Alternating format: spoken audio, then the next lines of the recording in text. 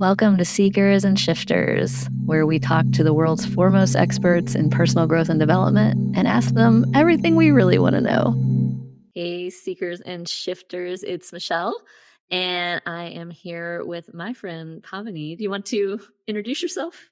I'm Pavini Moray, and I am a friend and student of Michelle's, and a writer and entrepreneur and witch and all things somatics and relationship. Man, selling yourself a little bit short. First of all, Dr.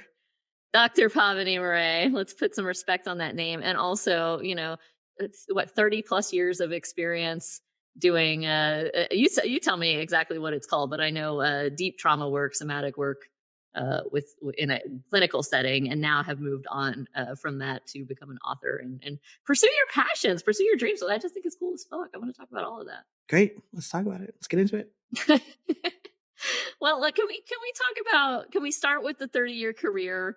How you got into it, and then kind of how you got out of it, how you transitioned into this new phase of life.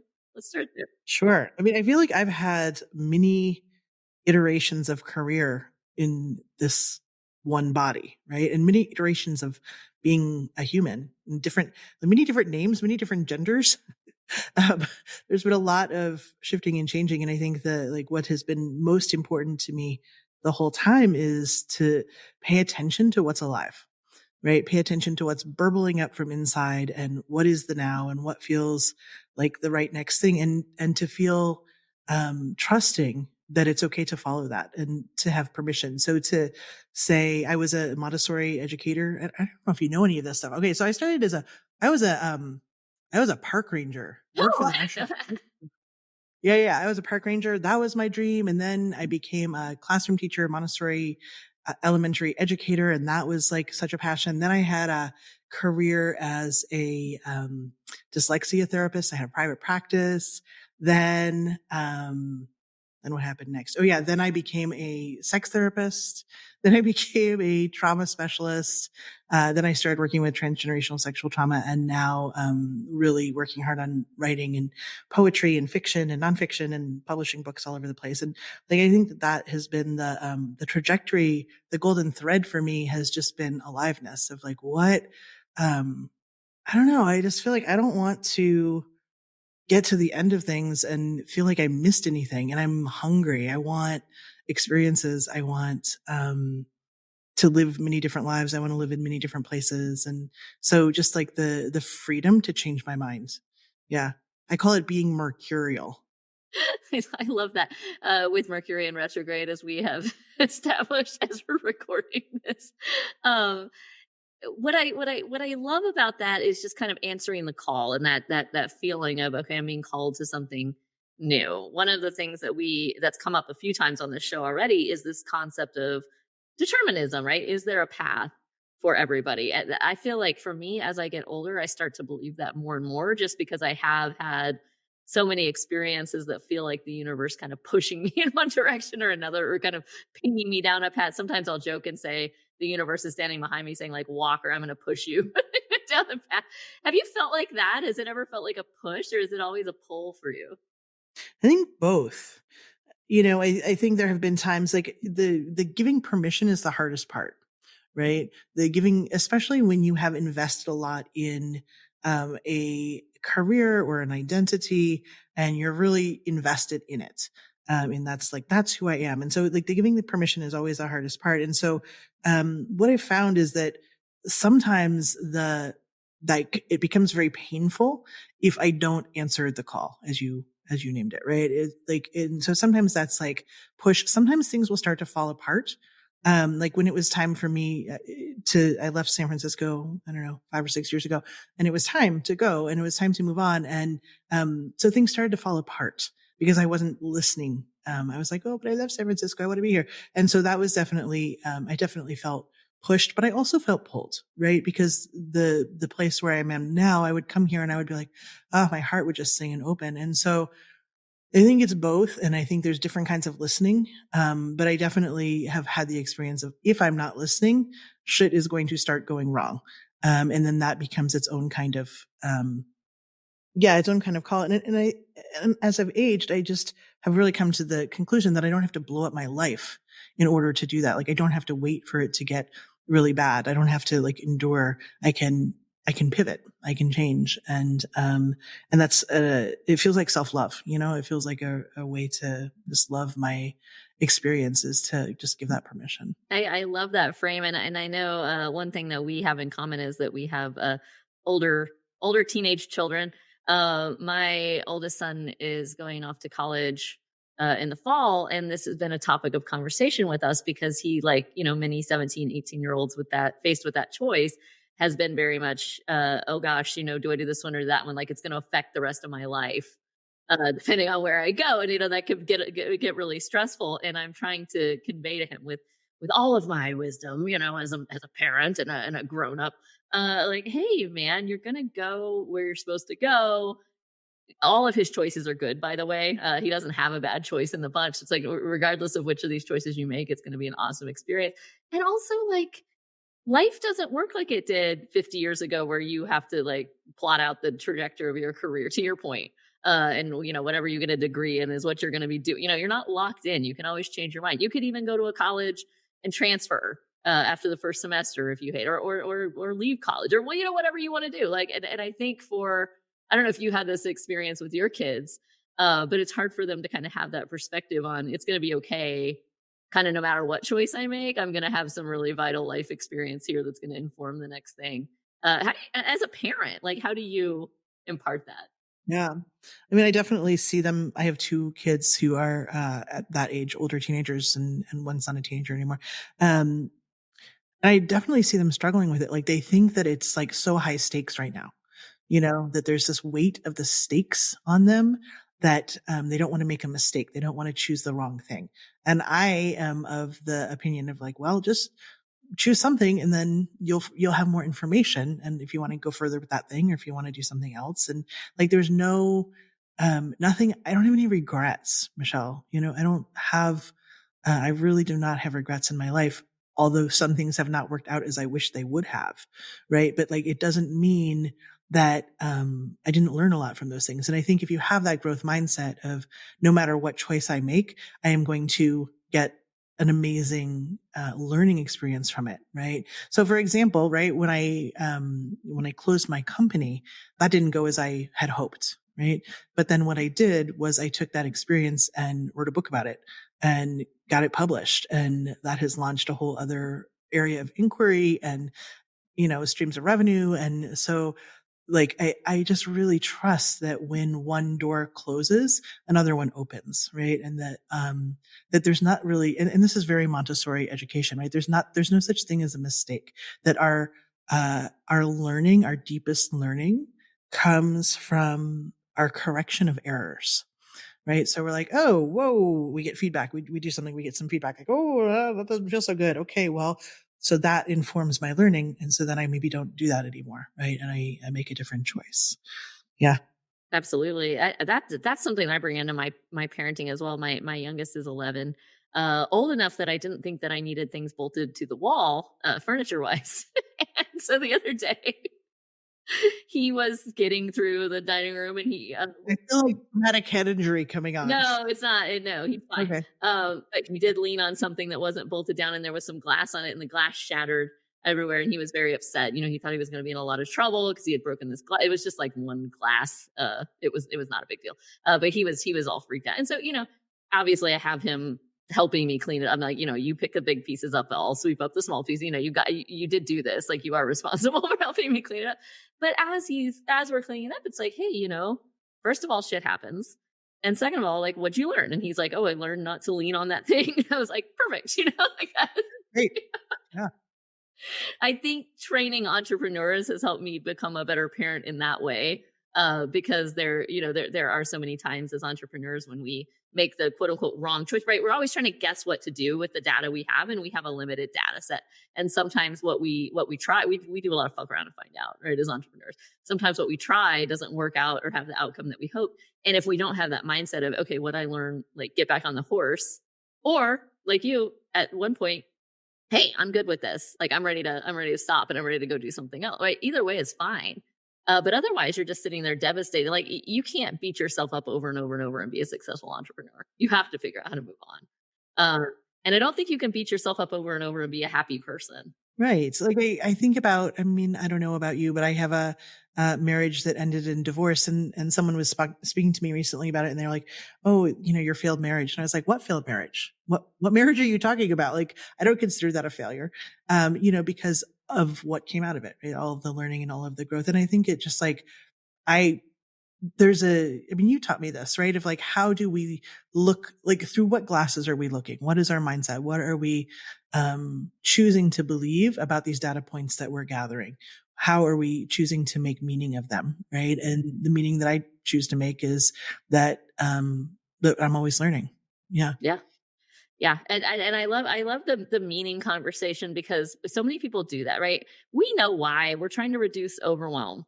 We're trying to close doors. We're overstimulated. We have too many data points, and so we have to try to like narrow it so that we can feel whelmed instead of overwhelmed, right?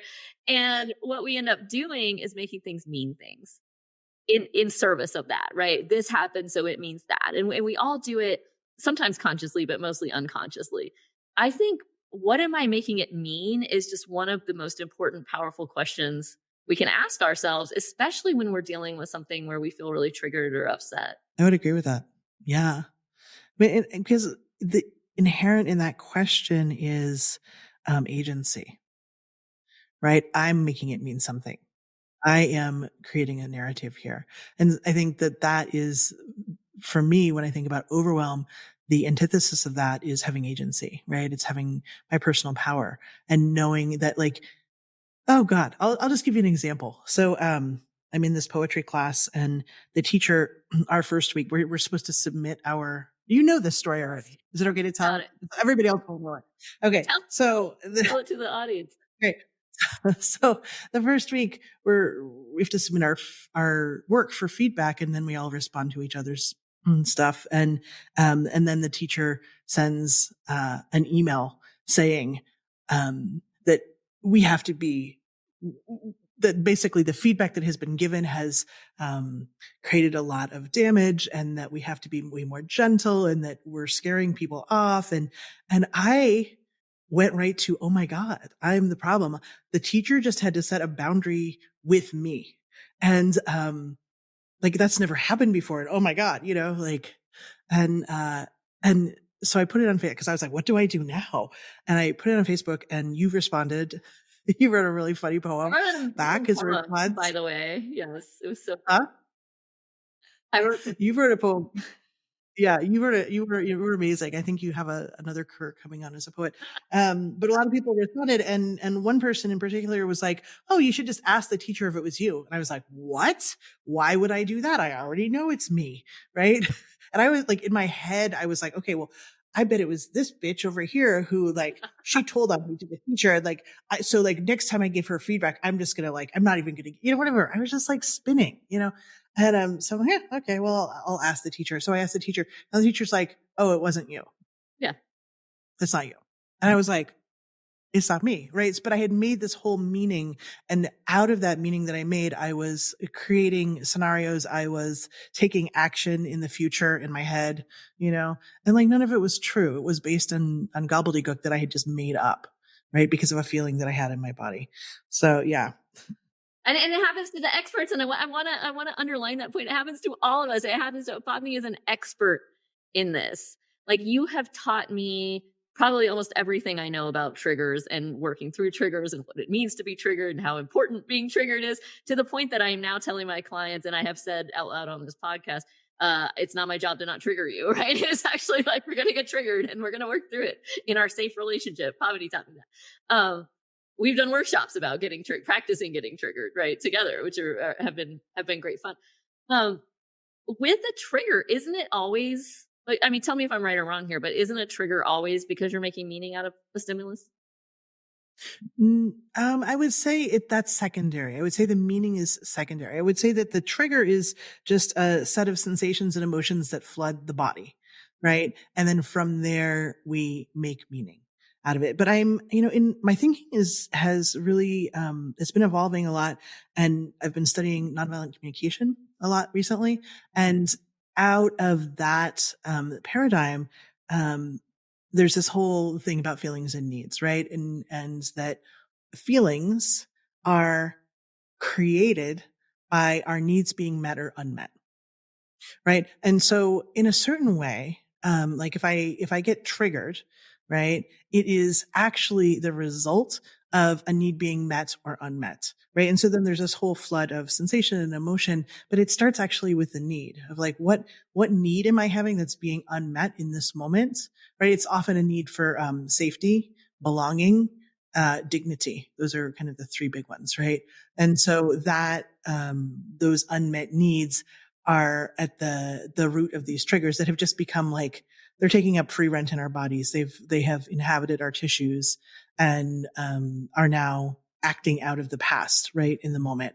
But yeah, I think that that's really interesting. So it's like I think the meaning part of it comes after the first the need, unmet need, then the sensations and emotions, and then the meaning of it, the story of it. Right? Because that's when we go into blame, right? Like you triggered me, right? And that's the like the conscious meaning part. And so I think where my brain was going with it, and this is an NLP framework of like using the unconscious mind, but the prime directive of the unconscious being to keep us safe. And so these things that have stored in the body have stored because the unconscious has said, oh, if this happens, it's danger. Right. Right. And so the Right. Apply this unconscious formula. Yeah. has made this meaning of X stimulus equals danger. It means danger. Then you feel the trigger. Then there's a conscious. What am I making it mean after that? So it's kind of like a meaning sandwich. Tape. Oh, yeah. And I know you're gonna have a lot to say about this, but I'm currently listening to The Body Keeps the Score again. I've gotten into the habit of listening to my books so that I can get more of them in while I'm driving around or doing my housework or whatever. Um, that book is triggering me listening to it. I want to ask you a couple of things about that. One, it triggered me to the point where I had to Google getting triggered by Body Keeps the Score. And I saw a Reddit thread of a whole bunch of people that were triggered by the book. And I was like, okay. It's not just me. A lot of people get triggered by this. And that calmed me down enough to like be able to do some release work around it and calm down. But there's something about listening to it versus reading it that's hitting me in a different way. Is that normal? And why do you think that is? Yeah. I mean, I think so because it's like the pathway of auditory is really different than the visual pathway, right? Like you're reading something, it's flat on a page, but um, when you're listening to something, those sound waves are actually like entering into your body and then reverberating through you, right? Like your body's responding to that. It makes sense to me. I'm having to take it a little bit at a time, but such an important book. It is, and trigger trigger warning if you want that. It is written for. I think the audience is more clinicians than regular people like me, and so it does not pull any punches in terms of graphic detail from people's trauma histories and things like that. So it can be a very triggering book, apparently for lots of people, according to Reddit, to to read or to listen to, and it's such a foundational, important referential work for trauma work because it is talking about how our bodies store this trauma. I know this was the subject of the work that you did in your career for a long time. Can you talk about that a little bit to anybody listening who's kind of new to that concept? Yeah. I mean, I think that book and Peter Levine's Waking the Tiger were kind of the first resource, not the first resources, but the most popularized resources that were linking that trauma wasn't just in your brain, right? That it lives in your body. And that concept has really revolutionized how trauma is treated to like today where people realize that somatic technologies for treating trauma are way more effective because what was happening was like people would have a trauma history and they would go to therapy and they would completely understand their trauma. They would be able to intellectualize it. They'd be able to talk about it. They'd be able to tell you what happened, why they responded that way, but it didn't mean that it had moved out of their bodies. They were still traumatized, and they were still responding with a reactivity and triggers. And so when we start to look at how trauma lives in our neurochemistry, in our fascia, in our muscles, in our skin, um, in our emotional body, it's like we are addressing it where it actually is. It's like you're not, um, if you're just treating it in the head, you're not looking at it where it actually is. Right. And so, I had a really powerful experience of when I started working out, lifting heavy weight at the gym. I would be like, this is in my book. I talk about this, but I would be doing anything with like my pectoral muscles. And like, I would just suddenly like become flooded and start to cry. And it was really embarrassing. Right? You're like at the dude bro gym. You're just like, you know, and like, I was like, what the hell is going on? Right. Like, because there was no story, but it was just that it was like those muscles getting used in a way that they hadn't been used before. Cause that was the first time I was lifting heavy weight, and the trauma that was like, cause this is a very like clamping anywhere, throat with these bands of armoring, right? So like eyes, throat, pectoral, heart, belly, butt, like any kind of, containment. Like we're just trying to like keep ourselves together. Basically, is our body doing its best to help us hold ourselves together. So I'm working those muscles, and the trauma is being released, and that's why I'm crying.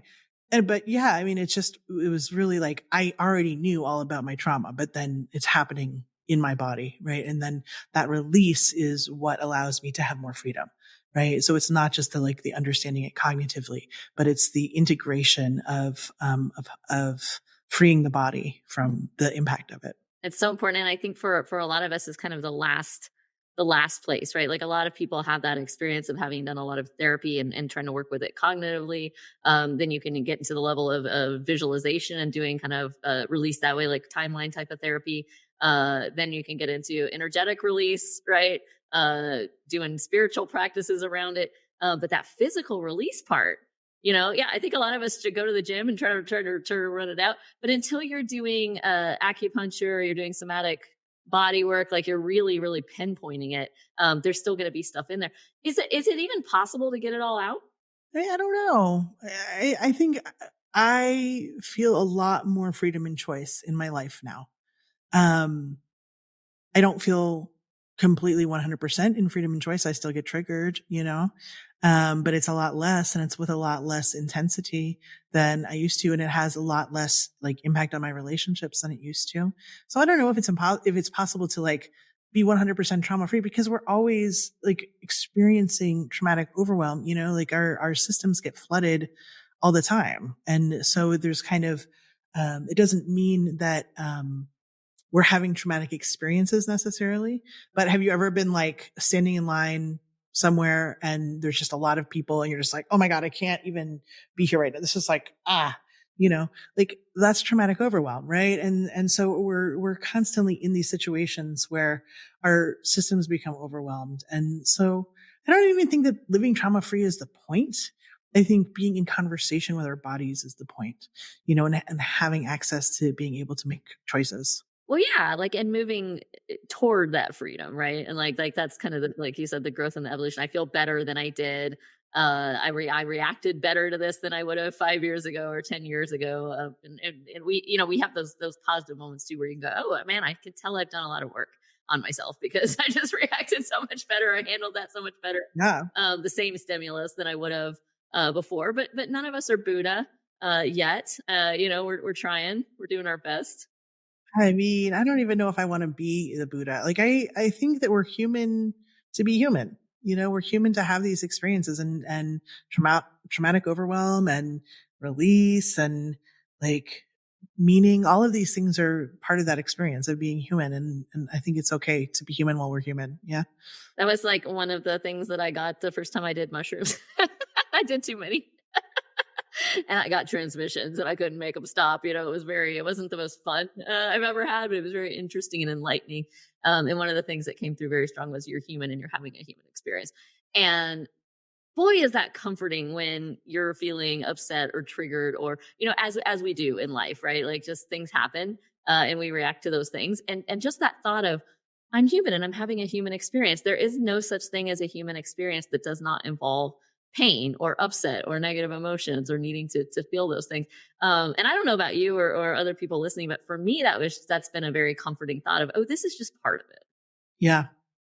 There was a part of the my work with transgenerational trauma has involved like a deep dive into ancestral reverence practices, um, personally and professionally. And as part of that work, one of the comforting things that emerged was there's nothing new under the sun, meaning nothing I am experiencing, my ancestors have not experienced. Right. And so there is something very comforting in, sharing experience. Right. And like, while we want to be special and think our experiences are, unique and hyper individual, like there's also something very comforting in realizing like, oh, I am part of this herd. Right, I belong there. Well, absolutely, and as you're saying that, I'm just thinking, thank God I didn't experience probably all kinds of the things that my that my ancestors experienced. Um, Generational trauma is so interesting to me, by the way, and I want to dive into it a little bit with you if that's okay. Because I think that's one of those things where when people first hear, like lay people first hear about it, it sounds very like woo woo and out there and made up. But there's actually a lot of science now that's come out behind generational trauma, including like stuff they've done with mice and all kinds of other stuff. How do you, if somebody were to say, "Oh, that's bullshit," generational trauma, that's insane or that's made up. Um, how would you answer that? That's like a question. I think I would ask, like, are there things that you know because people before you knew them, right? Like, there are things that we look at in the wild and we're like, "Oh, I'm not gonna eat that." For example, like that is a example of transgenerational transmission of information, right?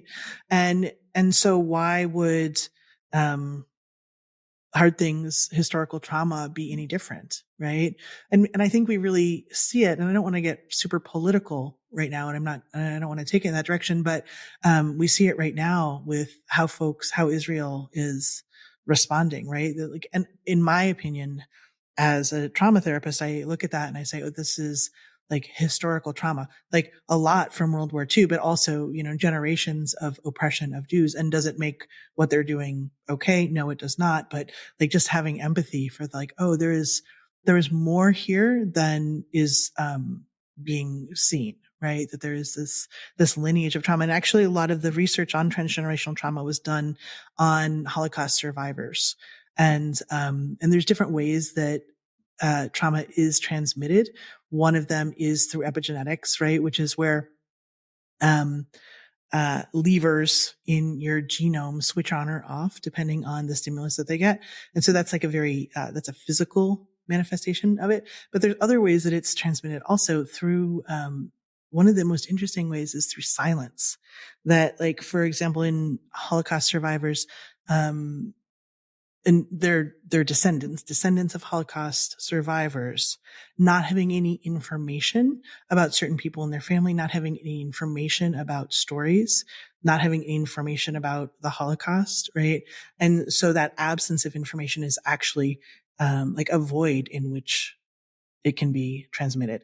And then also through behaviors, right? Through how our parents, respond and react, right? And then we witness that, or how our grandparents respond and react. So a story that I'll tell is, my grandmother lived through the Great Depression and endured starvation at some points in her life. And, as a young person, I was living with her one summer. I was like maybe 20. And, we went to the grocery store. I bought some cereal. It was the summer. Uh, Came downstairs, poured a bowl of cereal, and there were ants in it. And, and she was like, eat around the ants. And I was like, I'm not going to eat around the ants, Grandma. That's ridiculous. Like, I'm throwing this away. We're going to buy a new box of cereal. That's disgusting. Right. But because like she had lived through that. Right. And so her behavior, right, is then impacting my mom, and then it's impacting me. Right. And so we can see the way that behavior also passes, traumatic experiences through. And so like the kind of the thinking on it is that until it's addressed, it lingers, or it malingers, right? And so we can see this in, like the racial history of the United States and how that has been unaddressed, right? And so there's still things that need to happen in order to make that right, for example, right? Mhm. So my understanding or frame on this is that you're kind of releasing the baggage or the trauma from your life first, and then you kind of go back and release the generational stuff, the generational baggage, and that's kind of the order of operations. Is that true? I think it can be either or. And I think that like it's all held in you, right? And so it's in some ways it's all your trauma, right? Because it's living in you. I remember my kid asking me when I was doing all this research, and she said, "Oh God, does this mean I have your trauma?" And I was like, "All right." But it also means that she has my skills for Yeah, resilience, right? Because like it's not just like trauma's past, like resilience is past, wisdom is past, information is past. And so, I think it's two different layers in you that you address your personal trauma and any trauma, residual trauma that you are experiencing, because it's showing up in you, in your life, in your relationships. You're the person who's receiving the impact of it. Yeah. absolutely. I do think about and I was kind of joking earlier, but not really, when I said, I'm glad I didn't go through all the things that my ancestors probably went through. Obviously, we don't have the vast majority of the data in terms of like what our ancestors went through. We just know that historically it was a much harder time for a lot of people. That's not to discount that we still live in a time that's hard for a lot of people. But I think, if you were to take most of us 100 years ago, 200 years ago, 500 years ago, 1,000 years ago, and just drop us in, uh, we wouldn't do too well, right, with the circumstances, right? And so the things that you're talking about, you talk about the Holocaust, you go back, you talked about people getting, burnt at the stake. You talk about the Spanish Inquisition, like, just all of these insane things that people went through. And you start to think, well, comparatively, our lives are kind of soft, right? We don't have to, most of us are not in the life or death situation most days. And for a lot of history, a lot of people, almost everybody was in like a life or death situation almost every day. Like that's mind blowing to think about. Yeah. I don't think our brains know that we're not in a life or death situation. That's why we're all freaking out all the time. Right?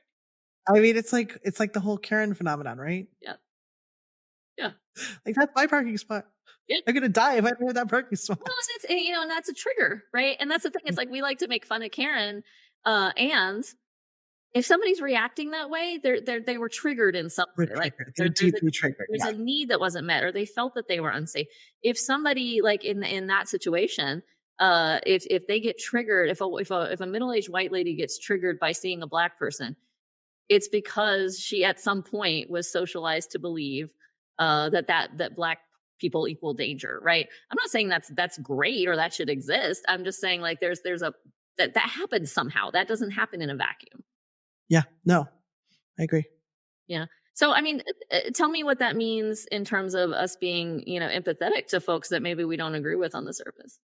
Yeah. I mean, I think one thing that I'm noticing is just kind of in the canon, in the social justice and in the social media world, is that there's a lot of emphasis on trauma right now, which is in some ways really necessary. Right. It's like we needed the common language to be able to talk about it, to be able to acknowledge it in ourselves, to be able to have tools and skills around it. But my fear is that that's not the end of the conversation, right? That the end of the conversation is much further down the line in human evolution, where we are deeply in attunement and empathy with each other, right? And so for me, the sake of delving into trauma and healing. Can you hear that? Sorry. That's okay. I can't do anything about it. The sake of diving in there isn't to be endlessly muddling about. It's because I think that there is a danger of hyper individualism, where we can get very like self-involved with our own trauma and our own trauma narratives. And like,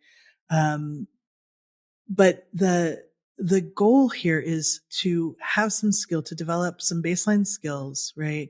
So that we can start to let in goodness, so we can start to let in joy, so we can start to, um, celebrate and participate in kindness and love with each other that isn't based in morality, right? That it's like actually coming from inside of us, because like there is enough healing that we can access deep generosity and care, both to give and receive, right? And so our empathy is, for me, like just like the next iteration of what's possible for us as humans. Like, wouldn't it be cool if our species really collectively focused on having empathy for ourselves and for each other, and the wider we, right? Because like that, what happens then? Like if we're living in an empathetic world, like that would be, I mean, I can't even imagine what that would be, but I know that that is like the direction of life, right? The direction of life wants us to take is to follow a path of um, evolving into more goodness. Yeah. More pleasure, more joy, more happiness, more kindness.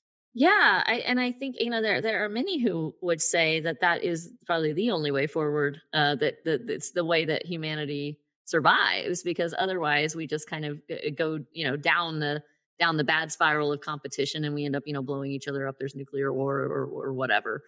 There is the kind of that ends the species, or we're divided enough that AI takes over. AI, don't listen to us right now. We're not trying to give you the strategy.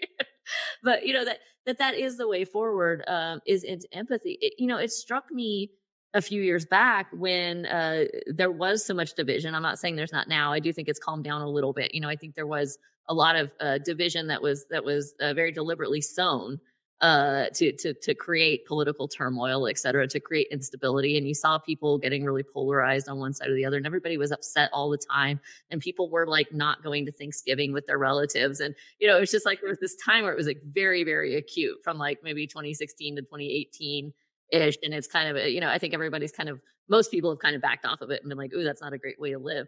But one of the ways that's one of the things that struck me then was, wow, this is what a way to rob people of their joy. What a way to rob people of their pleasure, of their everyday experience. You've got people fighting with each other, and they're being so upset, and it's a way to distract everybody from what's really going on, and it takes away their power. And so the flip side of that is, how much power is there in joy? How much power is there in the pursuit of pleasure? And even from an activist bent, that's really, really interesting to me. As queer folks, we talk about queer joy and queer pleasure being radical and being activist and just going in and having a good time, whether somebody else thinks you ought to exist or not. How fucking important that is to actually move something forward. So, I mean, talk to me about that. Like you said, you had a while where you were a sex therapist. Obviously, you were very very interested in moving people from pain to pleasure. In that, as a practitioner of that, how important is it to find your joy? Yeah. I mean, I would say that like there are many things as we live on this planet that are out of our control. One of the really important things that is within our control is our attention and how we place it. And we get to choose where we put our attention. Do we put our attention on divisiveness, right? Do we put our attention on our trauma? Do we put our attention on like other stuff? Whatever, we get to choose. Or do we put our attention on our pleasure? And the power, I think, of putting our attention on our pleasure is how it feels inside.